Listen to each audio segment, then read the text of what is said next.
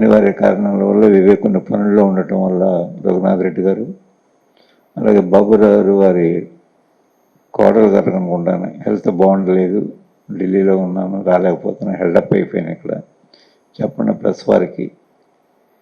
నేను జగన్మోహన్ రెడ్డి గారి నాయకత్వాన్ని బలపరుస్తూ వారితోనే కొనసాగడం నిర్ణయించుకున్నానని చెప్పడం జరిగిందనే విషయం కూడా మా మిత్రులందరూ ముందు ఉంచడానికి చాలా సంతోషం వ్యక్తం చేస్తూ ఉన్నాను.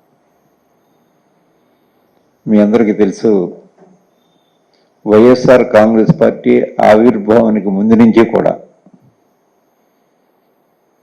నేను కానీ లేదా ఏహెచ్ రామరెడ్డి గారు కానీ వైఎస్ఆర్ కాంగ్రెస్ పార్టీకి మరి విస్తృతంగా ప్రచారం చేస్తూ జగన్మోహన్ రెడ్డి గారి నాయకత్వాన్ని బలపరిచాం. నేనైతే అప్పటికింకా 4 సంవత్సరాలు నాకు మంత్రి పదవి ఉండగానే కూడా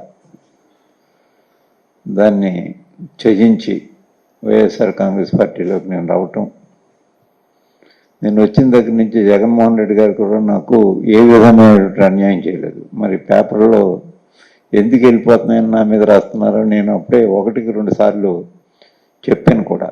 ప్రెస్కి, మా సాక్షి పేపర్కి చెప్పాను, ఎన్టీవీకి చెప్పాను. అయినా ప్రతిరోజు మరి ఏదో సమయంలో మరి మా మీద ప్రచారం చేయటం కొంచెం నాకు బాధ అనిపించింది. ఎందుచేత బాధ అనిపించింటే, ఉన్న క్యాబినెట్ మంత్రి పదవిని విడిచిపెట్టి ఈ పార్టీలోకి వచ్చిన తర్వాత నేను ఎన్నికల్లో ఓటమి చెందిన జగన్మోహన్ రెడ్డి గారు నాకేమి నా ప్రాధాన్యత మాత్రం అది పార్టీలో కానీ లేదా అధికార పదవుల్లో కానీ నాకు ఏమాత్రం కూడా నన్ను తగ్గించలేదు. డిప్యూటీ చీఫ్ మినిస్టర్గా కూడా నాకు నా పదవిని అప్పహేళ చేయటం కూడా జరిగింది ఆయన. మరి అటువంటిప్పుడు నా వ్యక్తిత్వం కూడా మీలో అందరికీ తెలుసు. ఎక్కడ ప్రలోభాలకు లోబడో లేకపోతే ఇంకా మంచి పదవులు ఇస్తామని ఎవరైనా ప్రలోభ పెట్టిన దానికి తల వంచో మరి నీ తత్వం కాదు నాది. నేను రాజకీయాల్లోకి వచ్చినప్పటి నుంచి నాకు మొట్టమొదటగా నాకు హైదరాబాద్లో కూడా పరిచయం, పెద్దగా ఎవరితో నాకు పరిచయం లేదు. మా తూర్పుగోదావరి జిల్లాలో ఒక వెటరన్ వెరీ ప్రాంప్ట్ లీడర్ స్వర్గీయ రాయవరం మునసు గారిని ఉండేవారు. వారు నన్ను తీసుకెళ్ళి రాజశేఖర రెడ్డి గారికి పరిచయం చేసి, బోసు రాజకీయాల్లో ఉన్నంతకాలం మీ వెంట ఉంటాడు, నేను ఇచ్చిన హామీ అది, మీరు ప్రోత్సహించండి అని రాజశేఖర రెడ్డి గారికి చెప్పారు నన్ను. ఆ రోజు నుంచి కూడా నేను రాజశేఖర రెడ్డి గారి నాయకత్వంలోనే ఉన్నాను. కాంగ్రెస్ పార్టీలో ఉన్నప్పుడు కూడా ఏ ఒక్కరోజు, ఇది కొంచెం ఆశ్చర్యమైంది, ఏ ఒక్కరోజు ఏ పార్టీ టికెట్కి పార్టీ అధ్యక్షులు ఎవరున్నా నేను వెళ్ళి ఎప్పుడు అడగలేదు. ఒక రాజశేఖర రెడ్డి గారిని మాత్రమే కలిసి కలవటం, ఆ టికెట్కి దరఖాస్తు ఆఫీసులో ఇచ్చానంటే నువ్వు వెళ్ళిపోయి పని చేసుకో, ఇక్కడ ఎందుకు ఉన్నా, ఇంకా నేను చూసుకుంటాను నేను చెప్పడం. నేను ఆర్థికంగా స్థితిపడిన కాకపోయినా ఆయనే ఆర్థిక సహాయం చేసి నాకు మరి నన్ను ప్రోత్సహించడం కారణంగానే ఎన్ని రోజులు రాజకీయాల్లో కొనసాగాను నేను. రాజశేఖర రెడ్డి గారి తర్వాత కూడా, ఆయన మరణం తర్వాత జగన్మోహన్ రెడ్డి గారి నాయకత్వాన్ని బలపరిచిన వారు కూడా అదేవిధంగా నన్ను ప్రోత్సాహం చేశారు. అంచేత నా మీద కూడా ఎప్పుడు నాకు దైవం తర్వాత దైవం రాజశేఖర రెడ్డి గారిని కానీ భావించాను నేను. నాకు నేనిచ్చే కల్పవృక్షం ఎవరంటే వైఎస్ఆర్ కుటుంబం.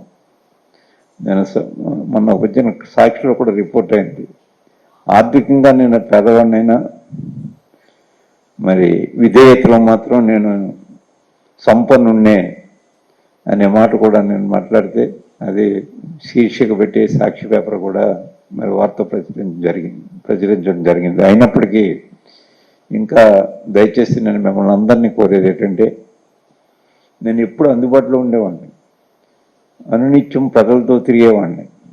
నాకేమీ వ్యాపారాలు లేవు, నాకేమీ వ్యవసాయ భూములు లేవు, నిరంతరం ప్రజలతోటే ఉండేవాడిని. నేను నా మీద ఏమైనా అనుమానం ఉన్నప్పుడు నన్ను డైరెక్ట్గా అడగండి, తప్పులేదు. డైరెక్ట్గా అడిగి ఇలా మీ మీద వార్తలు వస్తున్నాయి, పార్టీలోంచి వెళ్ళిపోతారని వాస్తవం అదంతా నేను చెప్తాను, ఇక్కడ దాచుకోవాల్సిన అవసరం లేదు అని చెప్పి ఏ ఒక్క రాజకీయ నాయకుడికి కానీ ఏ ఒక్క రాజకీయ పార్టీ కన్నా తల వంచవలసినటువంటి అవసరం నాకు అందుకంటే లేదు. నాకు వ్యాపారాల్లో ఏమీ లేనప్పుడు అక్కడ తల వంచవలసిన అవసరం నాకు ఎందుకుంటుంది? వ్యాపారస్తులే రావాల్సిన అవసరం లేదు, సక్రమమైన వ్యాపారం చేసుకునే వాళ్ళు ఎవరు. అంచేత ఆ పరిస్థితి ఉండదు. ఇది ఈ విధంగా చేస్తే this is nothing but political assassination of a person, of a political leader. దయచేసి అటువంటి వాటిలో కొంచెం మిమ్మల్ని అందరినీ రెండు చేతులు జోడించి ప్రార్థిస్తూ ఉన్నాను. దయచేసి మిమ్మల్ని అందరినీ అటువంటి వార్తలు దయచేసి ఆపించండి అని నేను కోరుతూ ఉన్నాను. ఏం చేస్తున్నాయి? ఒకవేళ వెళ్ళిపోయిలో ఉన్న ఎవరైనా ఉంటే చెప్తారు. నేను వెళ్ళిపోయే వాళ్ళని కూడా ఒకటే ప్రశ్నిస్తూ ఉన్నాను. నేను ఏ రాజకీయ నాయకులైనా ఎవరిని ఎందుకు తయారు చేసుకున్నారో, ఒక లీడర్ని ఎందుకు తయారు చేసుకుంటారు? అన్ని విధాల నాకు అండగా తోడుగా ఉంటారనే కదా ఒక లీడర్ని తయారు చేసుకుంటాడు ఒక నాయకుడు. అటువంటప్పుడు మేము ఆర్థిక స్థితిపరణం కాదు, పార్టీ లీడర్ యొక్క దయాదాక్షిణ్యాలతో, నిజంగా మాట్లాడుతున్న దయాదాక్షిణ్యాలతో మేము పైకి వచ్చిన వాళ్ళు. ఎందుకు విడిచిపెట్టి వెళ్దాం అంటే, విడిచిపెట్టి వెళ్ళడం అంటలేదు, ఒక నైతికత ఉండాలి దేనికైనా. ఒకవేళ మనం పార్టీ విధానాలు నచ్చలేదు వెళ్ళిపోతాం అనుకున్నప్పుడు, మళ్ళీ మన ప్లేస్లో పార్టీని ఇంకొకరు నిలుపుకునేలా ఉంటే తప్పకుండా వెళ్ళిపో.